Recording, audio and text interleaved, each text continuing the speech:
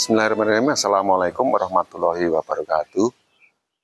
Selamat pagi, salam sehat semuanya Sobat Lur. Hari ini kita baru aja nyuci si macan. Kemarin tanggal 17 Mei baru pulang ngetrip dari Mojokerto, dan hari ini Minggu tanggal 18 Mei Niblong, korban pangapunten. Sebenarnya udah ada job deal, tapi karena ada sesuatu hal hari ini batal. Dan sebelumnya kita mau mengucapkan turut berbela-sungkawa atas musibah yang menimpa dunia transportasi lagi, terutama Elep, dan kebetulan kejadiannya terjadi di daerah saya, Tawangmangu, Wonogiri. Dan kali ini saya akan mengulas dan memberi tip-tip dan sekedar apa istilahnya masukan buat para driver yang sudah senior ataupun yang pemula, khususnya untuk trik mengendarai di daerah pegunungan, tanjakan, turunan, khususnya untuk unit Elep. Tanpa panjang lebar, monggo kita bahas bersama-sama untuk tip-tip dan trik-triknya untuk mengendarai di jalan tanjakan. Dan sekali lagi, kita mengucapkan berbela-sungkawa kepada semua korban yang meninggal, dan semoga diberi kelancaran, ketabahan kepada semua kru yang bertugas dan semua anggota keluarga yang mengalami kecelakaan. Ya, sambil istirahat kita bahas bersama-sama ya. Untuk kasus kemarin tanggal 17 Mei 2018 yang melibatkan satu buah unit Elep shot dari Bojonegoro kalau nggak salah, dan mengakibatkan 5 orang meninggal dunia, dan jumlah penumpangnya itu sekitar kalau nggak salah hampir 17 orang. Dari jumlah kapasitas penumpang aja itu sudah melebihi dari standar yang disarankan ya. Untuk Elep shot itu 15 dengan sopir. Tolong itu maksimal 20. Kalau kayak punya unit saya ini 18 sopir. Kalaupun ada lebih-lebih mungkin 1-2 masih berani. Dan ini untuk daerahnya sendiri, Wonogiri itu memang jalan tembus, jalan lama sebelum ada jalan baru, jalan tembus Tawangmangu Sarangan. Dan untuk medannya itu memang terkenal sangat ekstrim untuk tanjakannya. Kemiringannya itu hampir 45 derajat. 45 derajat, 45 derajat, dan itu turunannya itu rata-rata panjang itu hampir sekitar, kalau nggak salah ada 1 kilometer itu dari atas, dari Wonogiri sampai tempat kejadian itu ya 500 meter lah, dengan kemiringan 45 derajat. 500 meter itu kalau dibayangkan ya 200-300 meter kalau nggak salah. itu dengan kemiringan 45 derajat itu otomatis pengeriman itu harus ekstra. Sebenarnya itu untuk memasuki jalan lama itu di bawah Lawupak itu udah ada tanda larangan ya, tanda larangan untuk kendaraan umumnya, kendaraan angkutan berat seperti bus, kemudian truk, dan itu juga termasuk angkutan penumpang sebenarnya untuk elep, minibus, kemudian medium, apalagi big bus ini itu nggak mungkin bisa lewat, kecuali untuk mobil-mobil pribadi itu masih yang berpenumpang 5-6 itu masih bisa. Dan tip dan triknya Lur, untuk khususnya mobil elf, kalau kemarin yang saya amati untuk yang kecelakaan kemarin itu kan elfnya short, dan mungkin tipenya tipe NHR. Rata-rata untuk short tahun-tahun, kalau saya lihat bodinya itu mungkin tahun-tahun di bawah 2011. Jadi mungkin tipenya NHR, jadi belum ada exhaust brake. Seperti exhaust brake itu akan saya tunjukkan ya. Nah, exhaust brake itu letaknya di sini. Ini untuk membantu sistem pengereman. Itu apabila unit NKR seperti ini saya nyalakan, itu nanti akan ada tandanya. Oh, harus mesin nyala ya Lur ya. Sebentar. Nah, nanti untuk tandanya akan nyala hijau. Nah, ini dia Lur. Ini untuk tidak kelihatan. Nah, ini untuk tanda exhaust brake-nya. Nah, ini mati. Jadi kita tekan dari tombol ini, fungsinya untuk membantu pengereman. Nah, ini mati, ini nyala. Nah, ini kita bisa fungsikan di saat berada di tanjakan dan menggunakan gigi rendah. Untuk pengalaman biasanya supir-supir yang jarang lewat medan yang menanjak dan turunan itu cenderung menggunakan gigi tinggi. Jadi untuk pengeremannya juga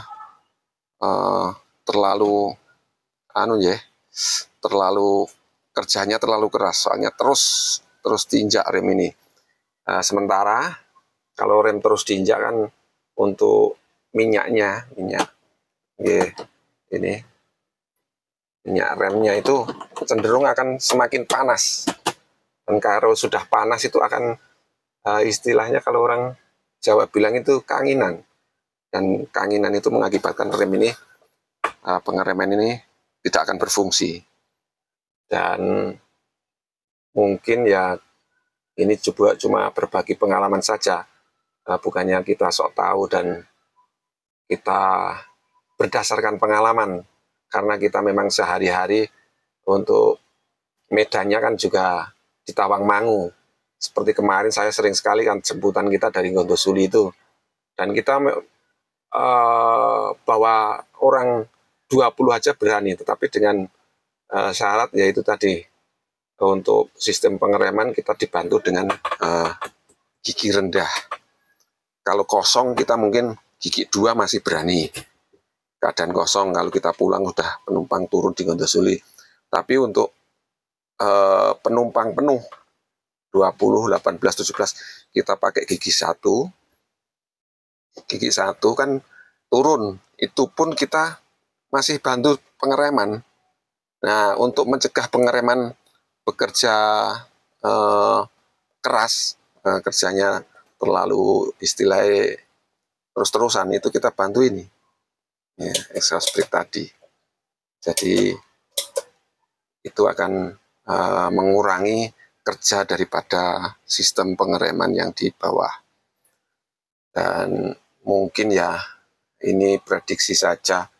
Menurut keterangan kemarin supirnya itu udah menyarankan, kalau keterangan dari yang teman-teman yang berada di tempat kejadian itu sudah menyarankan untuk lewat jalan baru, tetapi mungkin dari penumpangnya sendiri ingin lebih cepat, karena tujuannya menurut informasi itu akan ke Telaga Matirda. Nah, terpaksa sopirnya mengikuti saran dari penumpang. Tapi menurut saya ya Lur, walaupun penumpang mau berkata apapun, kalau kita memang skill ataupun kemampuan fisik mobil kita tidak mendukung, alangkah baiknya kita tetap lewat jalan yang kira-kira kita sudah pahami dan kira-kira kita yakin untuk unit kita mampu melewatinya. Karena ya itu tadi, untuk jarak tempuh dari jalan lama dan jalan baru itu tidak terlalu signifikan untuk ininya, untuk jarak tempuhnya, untuk waktu tempuhnya. Soalnya kemarin kita trip 6 elf itu dari Nguranggareng, kemarin di video saya yang sudah pernah saya bagikan itu 6 unit itu ada 5 unit yang lewat jalan baru dan ada 1 yang lewat jalan lama. Dan itu pun selisihnya nggak banyak Lur. Paling sekitar 3 menit, 5 menit. Nah, itu kan sebagai gambaran saja. Hanya dengan waktu 3 menit, 5 menit, tapi resiko kita terlalu banyak. Dan sekali lagi mungkin ya ini sudah menjadi takdir, karena sopirnya juga sudah menyarankan, tetapi untuk penumpangnya bersikeras tetap ingin lewat jalan lama, yaitu mungkin takdir memang ya sudah menjadi apa istilahnya, menjadi takdir lah. Jadi namanya kecelakaan tidak bisa dihindari. Dan saya akan membandingkan antara unit Elf dan L300. Nah, L300 yang di sana. Saya akan bercerita ya, kenapa untuk angkutan Gunung Lawu itu cenderung banyak yang menggunakan jenis Mitsubishi L300 Elsa dibandingkan dengan Elf ya. Terutama untuk pertimbangannya, untuk L300 ini memang tenaganya luar biasa. Luar biasa. Saya pernah membawa itu hampir 15 orang itu muat untuk omprengan. Jadi tenaganya lebih. Untuk yang kedua, untuk sistem pengereman itu lebih pakem. Karena apa? Untuk L300 ini depan ini sudah memakai cakram. Sedangkan untuk Elf, walaupun tahun muda, itu kan depan belakang tetap pakai tromol. Jadi untuk laju sistem pengeremannya itu kurang maksimal. Dan ini yang kedua kali untuk L300 ini kan menggunakan timing bell. Nah, timing bellnya itu ada 2. Ini untuk engine brake-nya. Nah, engine brake ini yang perlu saya jelaskan. Engine brake itu membantu pengereman untuk di turunan dengan menggunakan gigi rendah. Dan L300 ini kalau pakai gigi 1, menurut pengalaman saya, di turunan itu kita nggak perlu ngerem aja udah jalan lajunya tidak kenceng. Apalagi kalau tidak digas kayaknya seperti tidak jalan. Jadi ini cocok sekali untuk di pegunungan, untuk sistem pengeremannya dan tanjakannya itu memang luar biasa. Soalnya saya sendiri sudah berkecimpung di angkutan gunung juga, itu di tanjakan di Gondosuli yang atasnya tempat kecelakaan itu berhenti, kemudian berangkat lagi naik tanjakan itu masih mampu untuk sistem pengeremannya. Jadi ya ini sekedar pengalaman, membagi pengalaman. Semoga kejadian serupa tidak terulang lagi di daerah Tawangmangu, terutama untuk supir-supir yang belum mengetahui medan ataupun masih awam. Lebih baik bertanyalah medan mana yang kira-kira lebih enak untuk dilewati. Dan jangan lupa untuk terutama menurut pengalaman, Google Map itu juga kadang rutenya itu tidak sesuai dengan harapan kita. Kadang itu jalan sempit juga diarahkan ke situ. Nah, mungkin itu aja Sobat Lur untuk video hari ini. kita pengalaman hari ini. Semoga bermanfaat dan berfaedah. Terima kasih sudah menonton. Sampai berjumpa kembali.